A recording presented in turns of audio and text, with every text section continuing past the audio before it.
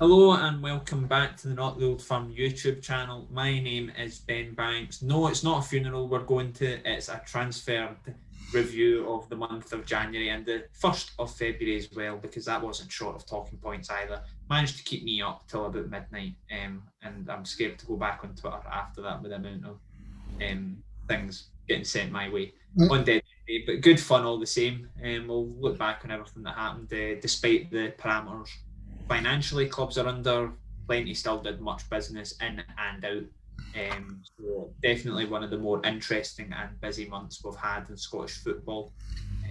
Could actually make an argument for it being a bit busier than the sort of end to the summer window. But I suppose it always is a bit more manic in January. We'll just start going through it then. We'll go in alphabetical order. There should be little slides appearing on screen with these, courtesy of man to my left or right as you watch this. I'm never sure what way it is on Zoom. But we'll start with Aberdeen. They look set to have a quiet month, and then everything sort of just kicked off on deadline day for them. Sam Cosgrove left for $2 million on the Sunday, going to Birmingham City, and obviously the biggest deal. But Derek McInnes basically decided after a 0-0 draw with Livingston, out with one striker department, in with the new. Well, two went. Curtis Main went as well, to be fair. And Bruce Anderson went on loan to And Hamilton. Anderson, yeah, so I.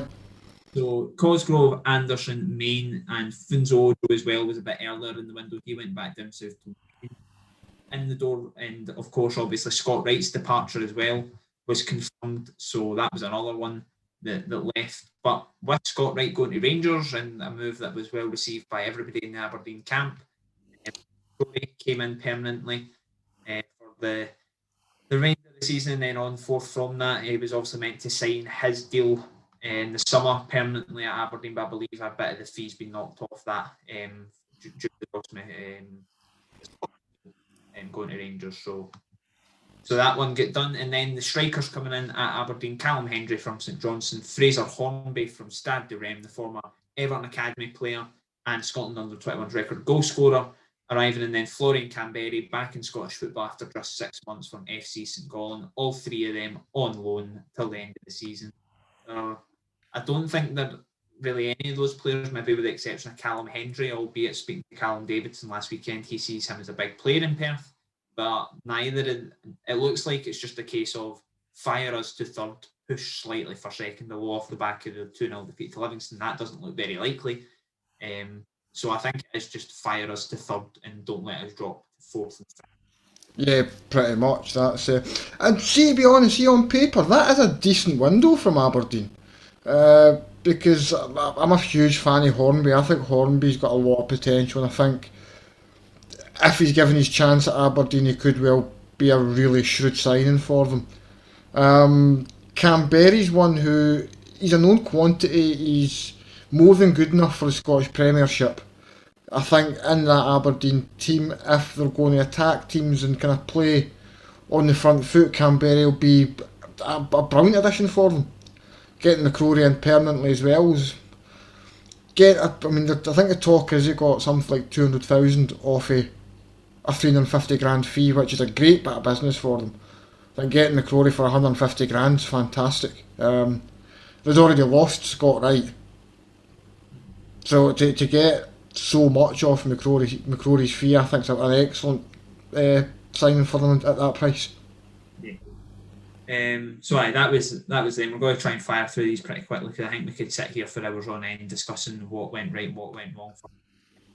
I think overall fairly decent for Aberdeen, but obviously the feel-good factor pretty much diminished inside 24 hours when they get beat 2-0 off Livingston. So there's fans unhappy there.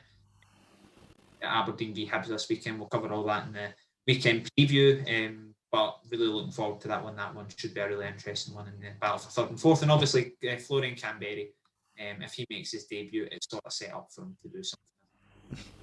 But Dundee United, will not really spend much time here. Nothing in the door there. Paul McMullen, Adam King, Cammy Smith and Jake Davidson all move into the Championship. Paul McMullen, probably the high-profile one. He moved to Dundee early doors, but quiet window for Dundee United. There's not much to add here, is there? To be expected. They've not really made a secret of the fact they're kind of struggling financially with all the coronavirus stuff. So yeah, no shock that there was nobody in the door there. Yeah, and Aki's much the same. They brought in Bruce Anderson, as already mentioned, from Aberdeen on loan at the end of the season. They had umpteen deals fall through. George Oakley was one I knew of that fell through. Brian Rice confirmed that. A few other loans from down south because players didn't want to travel up. From England, and Will Collar was released, Justin Johnson and Tunde Owolabi too. The latter one's a bit of an interesting one for me because I think Hamilton spent a 5-figure fee on him from. I've seen somebody mention like 50 grand or something for him, which I don't know any of the figures. That's just a speculative figure that should be added. But I mean, let's take into the ballpark if it is 5 figures. For Akis to let him go after 6 months, that's a bit of a hit. yeah, that's a massive hit for Aki's. I mean, 50 grand, I mean, it's not an inconsiderable sum of money, but in football terms, 50 grand isn't much. Can you look at how Rangers fans react to kind of how cheaply they got Glenn Kamara at 50 grand? So, I mean, it's. But for a club like Aki's, 50 grand completely down the drain, and it's not as if I've no had their troubles to seek in the past with Nigerian princes emailing them and all that kind of nonsense. Lex said about that there. That was last January's news. I think Aki's fans, from what I read, were a wee bit frustrated with how the window went. But overall, it is hard times, and I'm sure Brian Rice will share frustrations that they've only perhaps managed to get one in the door because it has been a fairly frustrating window for them. Although they were fairly pleased to get Bruce Anderson. The fact that Aki's have got somebody in the door, and I like Bruce Anderson, so he's a player that I think should do quite well there. But the fact they've got him in the door and they've not lost anybody, it's a fairly positive thing for Hamilton, I think, given, as I say, they're not exactly the most financially flush club in the country. They've not got anything coming in the doors just now. They're not going to have huge income from like streams and everything else. So the fact that Brian Rice has managed to keep hold of the core of his squad, I think it's a bit of a positive for them. Right, we'll move on to Hibs. Matt Macy, Chris Cadden, Jackson Irvine were some of the arrivals there, but perhaps the ins and outs weren't even the talking point for Hibs from this window.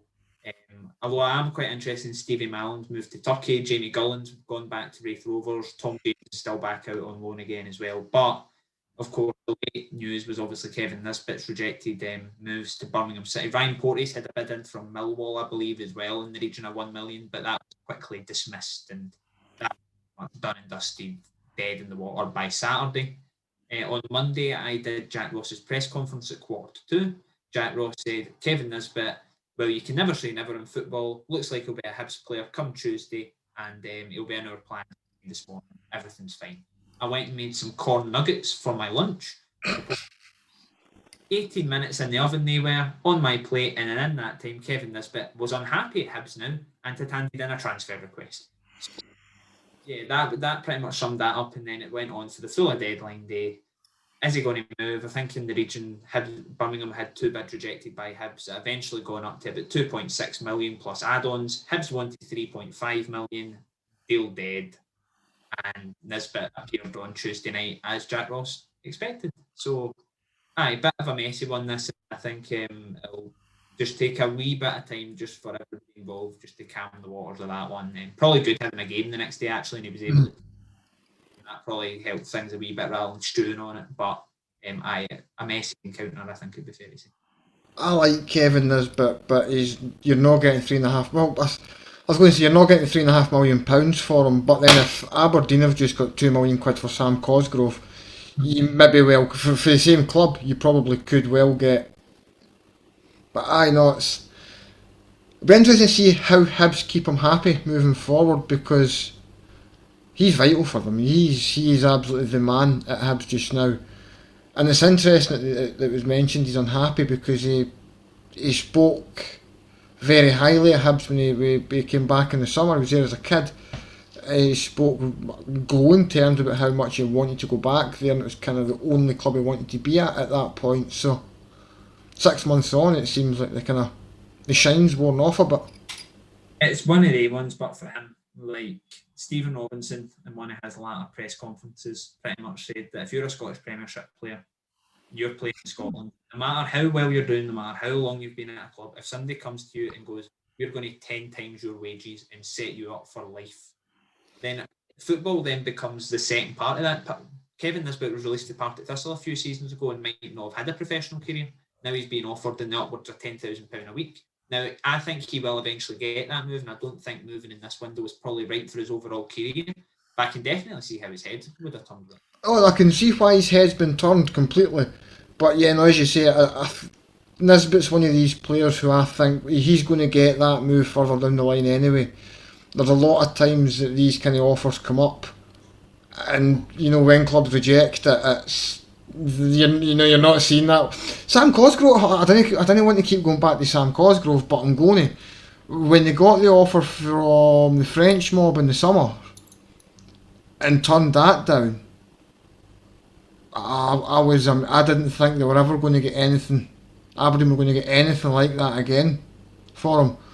And then Birmingham came in and offered what they did. I was very surprised by that. But yeah, Nisbet's what, 23, 24? He's very much got time on his side. He's someone who, you look at how quickly he's taken to the step up for playing for Dunfermline last season to playing the Premiership this year with Hibs. He's taken like a duck to water. Good cliche. A very good cliche, especially when it's pissing rain outside. So he'll get that move in the future, so he shouldn't be too worried about it. Aye, and obviously they brought in Chris Cadden. Quite like Chris Cadden, did well at Mull. Bit of a messy departure from there, but he'll fill a few positions there. And Jackson Irvine is already starting to show that he's only signed a short-term deal there because he's better than Premiership standard.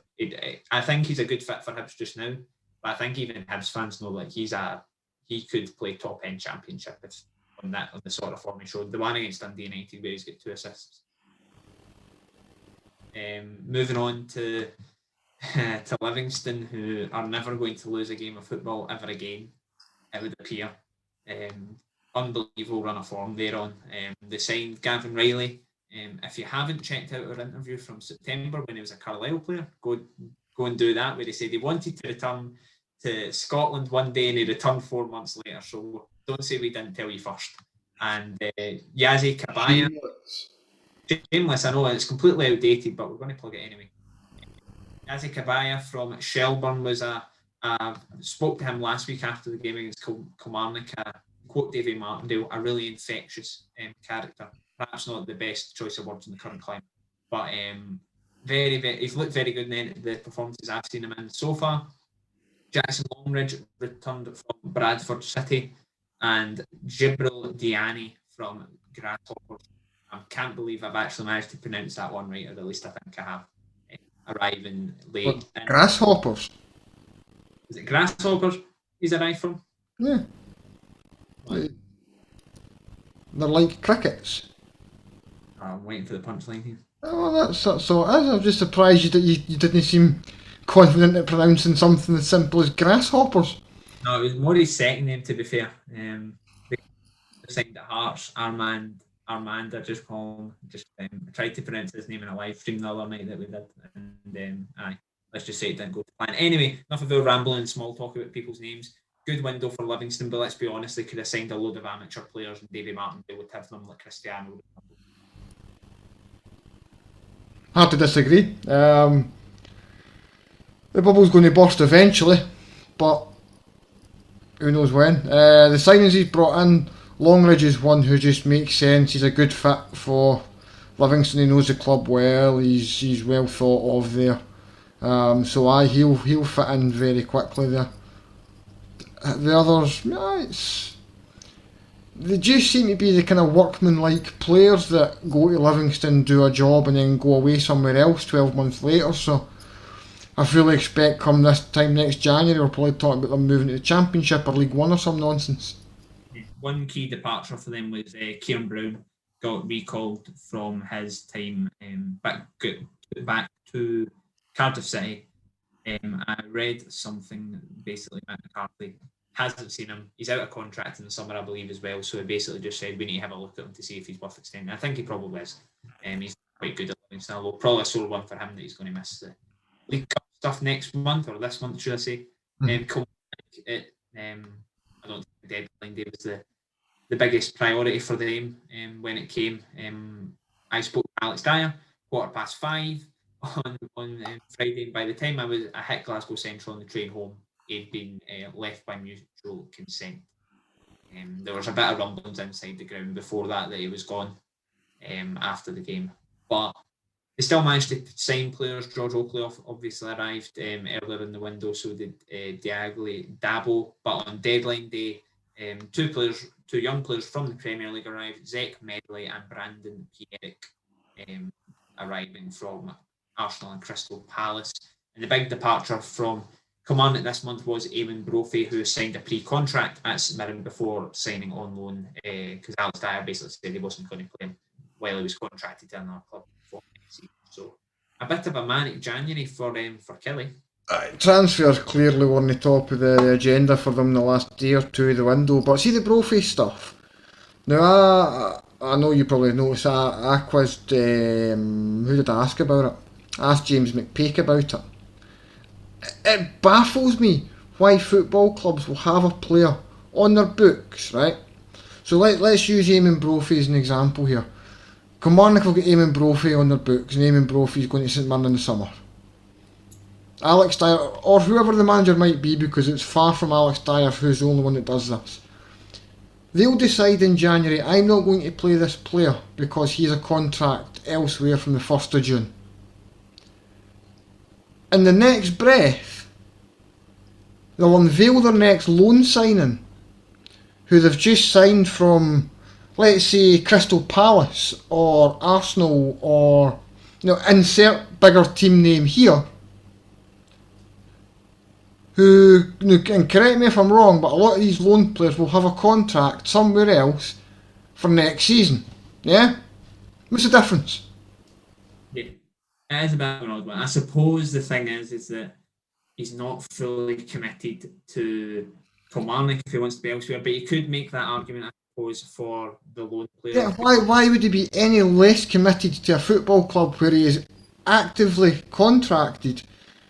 And at the end of the day, he's in a position where he's got to impress. So Eamon Brophy's going to, if he'd stayed at Kelly and played for Kelly between now and May, do you think Jim Goodwin's going to be watching every game that he plays, making sure that this is a guy who's coming to St Mirren at the top of his game, and he's going to fit into what he wants from him?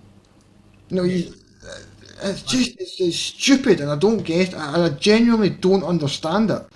Like, I wish managers would just be more honest and say, we see an opportunity to try and make a few quid back before we lose, because that's what it comes down to, ultimately. Kilmarnock knew they were going to lose Eamon Brophy for £0 and 0 pence in the summer, and thought, if we sell him now, we might make 10 grand, we might make 15 grand, we might make 50 grand, we might get a cut of his next transfer fee. I don't know what the specifics might be, but they'll probably have got something in return. That's what it is. Just be honest about it. Yeah, Mullow, we're going to speak about them, but obviously Graham Alexander speaking to him yesterday, Mullow rejected substantial bids for Alan Campbell. Now, he admitted that there's a good chance that Alan Campbell will be at Mullow next season, and he will eventually leave Mullow one day in the future. But they rejected the bids because they think, obviously, I think the thinking is that if Alan Campbell helps keep Mullow up, then it outweighs the cost they'd maybe got from whoever it may be who bidded. But the main thing that sort of links into this is that even though Alan Campbell might not have his long-term future at Mullow anymore, whether that's a year, 18 months, however long it may be, he said that he had no doubts that the player was absolutely fine to play. So he had no problems playing him, regardless of whether he was there in 6 months, 12 months, yada, yada. So I think it's probably a point. Depends on the individual player. Maybe Eamon Brophy just chucked the towel in, and then at that point, then you need to go, right, well, fair enough. But I think that's the case for every single player. Yeah, I mean, there probably is going to be some players who will do that, and some players who will not go into 50-50s as hard, or they might kind of play within themselves a little bit. But, I mean, Ben, you've spoken to enough footballers in the last one. I mean, how long have we been doing this now? 2 and a bit years, 2.5 years or something? You spoke to enough guys now that you know fine well that 99% of these guys, they're playing football because they enjoy doing this. The fact that they get paid to do this as a living is utterly ridiculous to them, and they just want to go out and play football. And it doesn't matter who's signing off the paychecks, they're quite happy just to be playing football. And I don't for a second think that guys like Eamon Brophy, these guys put make a hell of a lot of sacrifices as young guys to get to where they are. They're not going to chuck the towel on to make an extra 50 quid a week or £100 a week next season if it's going to shit on their career this season. It's stupid. Right. We'll move on from that. I'll put my soapbox away now, Will. Yes, aye, because Mull's, I did say we're going to rattle through this. We might be here for about 20 minutes rattling through every one of Mull's signings. Standard said that there'd be no mass influx at the start of his reign at Fir Park, but obviously things changed massively and there's been a lot of signings after that. Liam Kelly and Stephen Lawless arrived earlier in the window. I think those were deals that perhaps were on the way while Stephen Robinson was still manager. And Graham Alexander decided to come aboard my ship.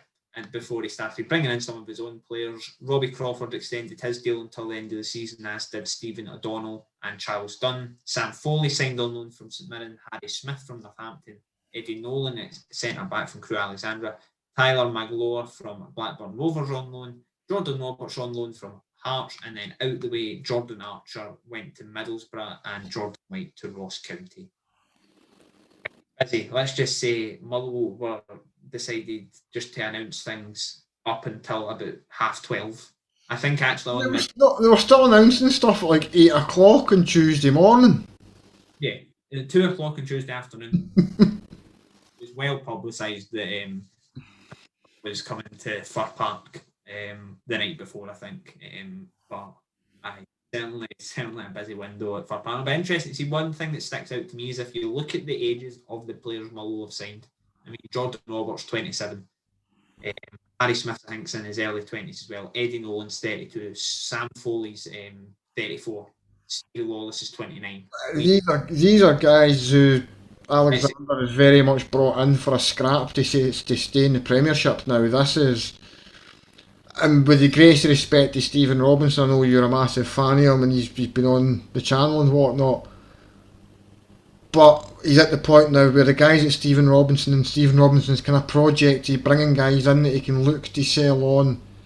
Like at this particular moment in time, it just needs to get put to the side. Motherwell just need to scratch and claw and fight and scrape for every point to stay in the Premiership. And come August, when next season starts up again, you can go back to looking at bringing these young guys in and moving them on for profit in the future. But for the next 6 months, it needs it's been parked, and it's what had to happen.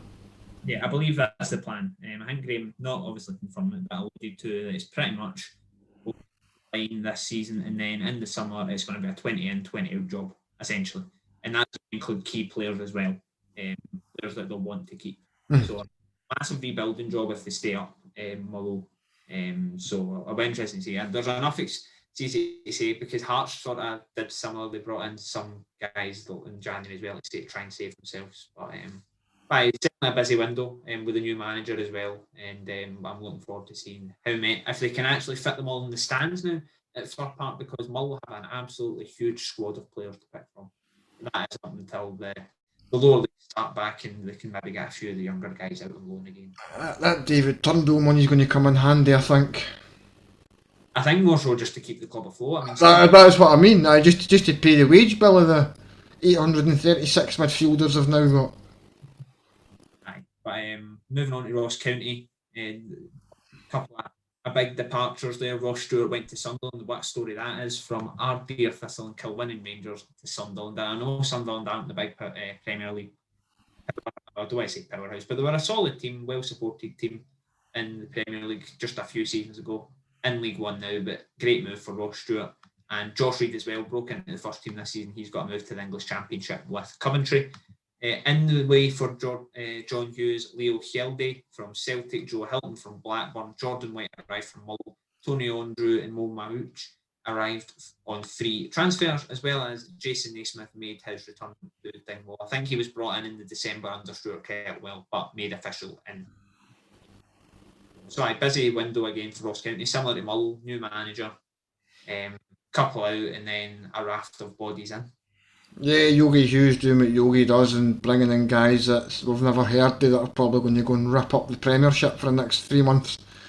He's got a knack at it.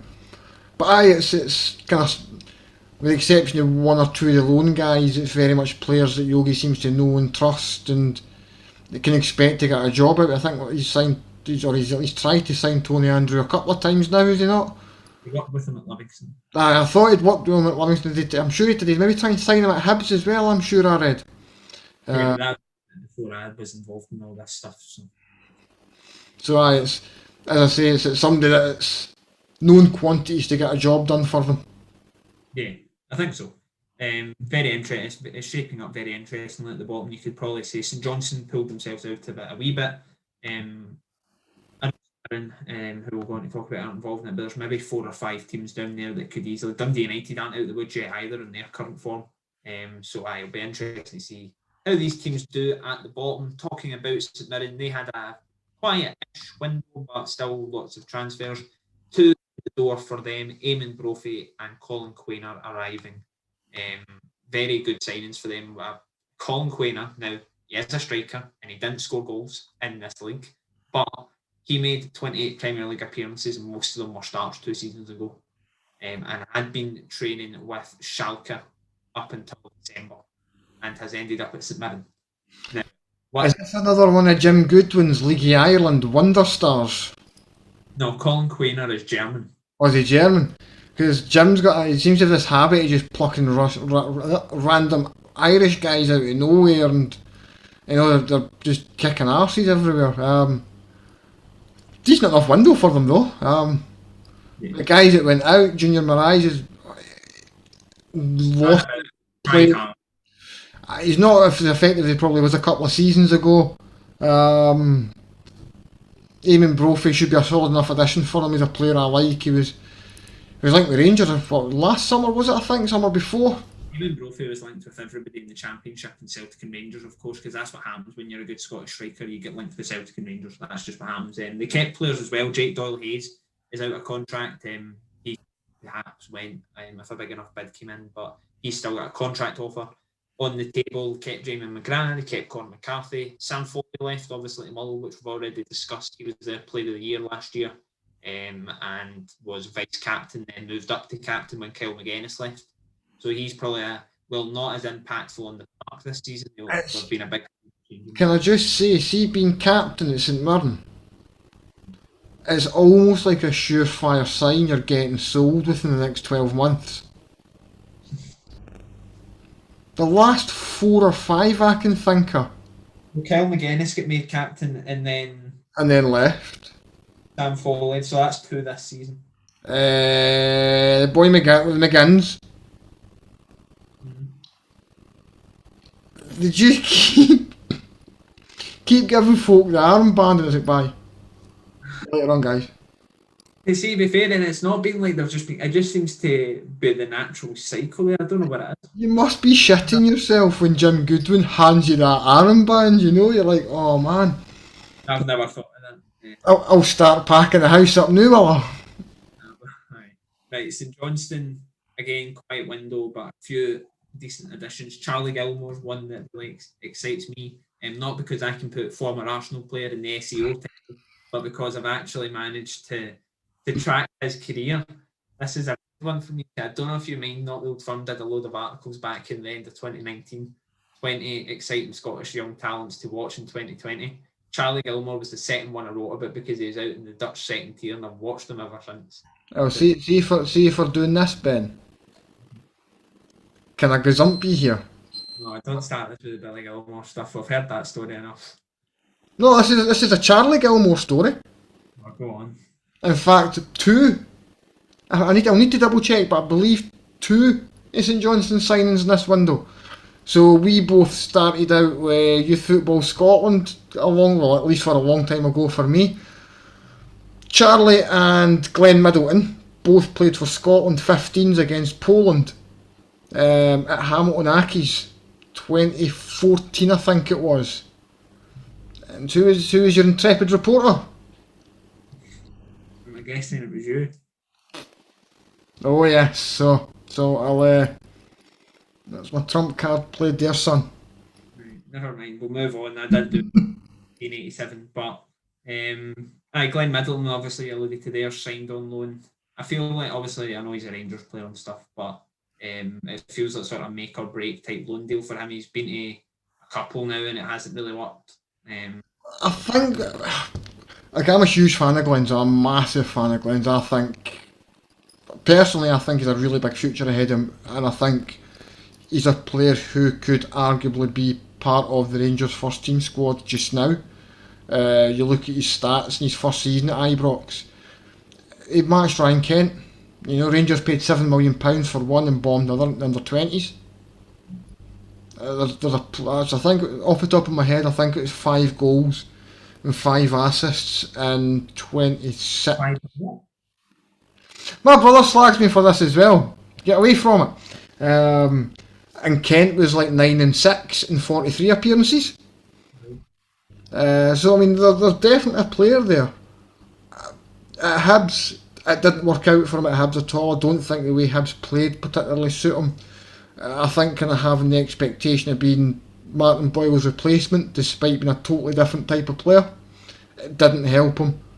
And then going down to Bradford, he just got into the team, and then all hell broke loose with coronavirus, and well, where we are now with it. So yeah, interesting. Obviously, a couple of early additions for them as well. James Brown arriving from Millwall, and then Callum Hendry, who I've already touched on, so we'll not touch on that too much, leaving for Aberdeen, and then Danny McNamara. It seems like ages ago he left St Johnstone, but that was actually... Was that after the Rangers game, his last one? It might have been. It was either that or Ross. It was Ross County away. It was Ross County away because he'd done press after the game. That's something. So so he's a big loss on the right hand side. But Sean Rooney has a decent enough replacement for him at right wing back. I won't go into where he learned it all from back in the day. So, you might actually be. That's a future story to come, Ben. Keep that. I'm keeping that one firmly under the hat I am not wearing just now. So, who's Jinx had the best window? That's a tough one. You put me on the spot there because I really should have thought about somebody asking this question in this video, but I haven't. Because you normally ask the questions and I just sit here nod and smile. I don't know. If you want to go on sheer amount of bodies in, you would have to go with Mullow because they made the most business. No, just in terms of... Okay, well, let's put it this way. In terms of where squads were on Hogmanay compared to where we sit today. I'd go with Aberdeen. I think Aberdeen went from having one of the worst windows to one of the best. And I think you need to take your hat. Derek McInnes has had an absolute barrage of abuse from Aberdeen fans this season. And I know, obviously, the Livingston result hasn't really helped the case. But the fact he managed to turn over Callum Hendry, Fraser Bombay and Florian Canberry within 24 hours is pretty decent. They've completely gutted their striker department in with a new one. And if they can it'll take them a couple of games to get 5. Once they do, and I think they probably will. Aberdeen have got a fairly decent squad out with that. So it makes them a lot more rounded. So I'd probably give it to Aberdeen. So let me put you in the spot once more, just because I quite enjoy this. Given the improvements at Aberdeen, can they challenge for second? No. I think Aberdeen and Hibs have both dropped too many points by this point. I'm looking at the table and they're maybe let me get the table up because somebody's been nice enough to make some nice wee graphics up. I've not updated it though. Yeah, but let me can believe after last night's result, as we record this, I was at Kilmarnock Celtic, and Celtic ran away 4-0 winners although Louis Kilmarnock just been in a bit of disarray really after the weekend, but Celtic are in second place just now with 25 games played. They have 2 games on hand on Hibs and a game on hand against Aberdeen, although that game in hand for both those sides is against each other. So 8 points of a difference between Aberdeen and Celtic, and how many is it? 6 between Celtic and Hibs. With games in hand, are Hibs or Aberdeen going to do 6 or 8 points better than Celtic between now and the end of the season? I know Celtic have had a bit of a car crash of the season, but that's not going to happen. Hibs and Aberdeen are going to drop more points as Celtic, but not as many. So I think second place top. The only one I can see sort of splitting third and fourth is Livingston. Apart from that, I think the table's going to look similar to the way it does now. So if that's your top 5 then, so you're going to be Rangers, Celtic, Hibs, Aberdeen, Livy. No, you never know, Celtic can still win the league. Well, but if that's just your top 5 of your top 6, who's 6th? St Mirren's there just now, and I mean, they've got 2 games in hand on United and a point ahead already. Yeah, I would say the top 6. I think that'll. I genuinely now I know this is really boring, but see if the league table was like that at the end of May, wouldn't be surprised. We wouldn't be surprised. St Mirren in 6th, Dundee United the best of the rest. St surviving 8th and 9th. Mull scrape at Ross County in the playoffs, Hamilton bottom. That would not surprise me.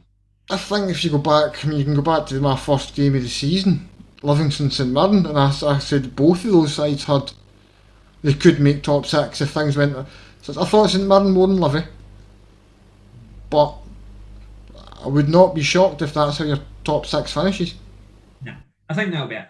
And I think that'll be it for this video as well, because I think we've rambled on for nearly an hour here or so.